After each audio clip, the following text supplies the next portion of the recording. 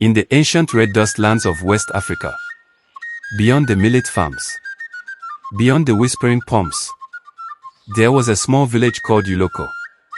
Uloko was known for two things: the kindness of its river, and the cruelty of one woman. Her name was Odiu, stepmother to a girl called Isel. Isel's real mother had died when she was still young. And like many stories in this world, the father remarried too quickly, and saw nothing that happened in the shadows of his own home. Every morning, before sunrise, Isel was forced to walk to the river, alone, with a heavy clay pot on her head. The villagers pitied her, but they also feared Odiu. So they lowered their voices, and turned their eyes away. And so Isel carried her pain quietly. One morning, the sky was still purple. She sat by the riverbank and cried into the water. Her tears left tiny circles, like tiny secret messages. Then something unusual happened. The river grew still, still like a mirror. And from deep below, a voice rose up, low, ancient, older than all human memory. Why do you cry into me, child? Isel jumped back. She looked around, no one was there. Then she whispered back, barely breathing, "You are the only thing that listens to me." The river replied, "Tell me your grief." So she told everything. She told of hunger. She told of beatings. She told of loneliness inside a house full of people.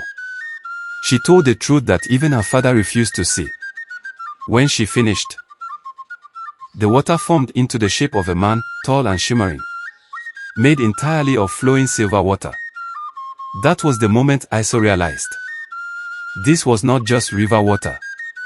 This was a spirit. The river spirit said softly, "You seek peace. I can give you peace. But peace always demands a price." Days passed. At night, she began to dream of that voice. It surrounded her like cool rain in harmattan season. It made her feel something she never felt at home: safe. Finally, one night, she could bear no more cruelty. Her stepmother slapped her for breaking a single grain of millet. Her father stayed silent, looking down at the floor. So Isel waited until everyone slept, tied her hair with a red cloth, and walked to the river. The moon was full and white like a calabash. The water glowed. The river spirit rose again, taller this time, powerful. He reached out his hand, made of liquid light, and said, "If you enter, you will never return. Think carefully." Isel didn't hesitate. She stepped into the water, and the river, like a mouth, closed behind her.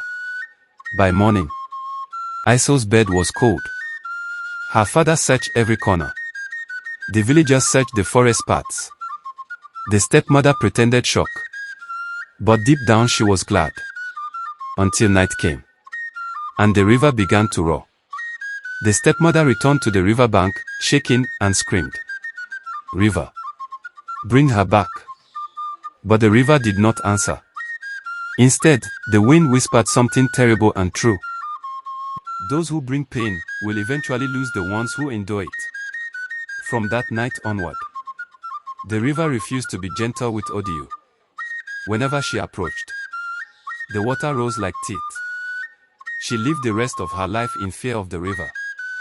And the villagers say, if you stand by the river under a full moon, and the water is calm enough to see your face, you will sometimes see another face below it.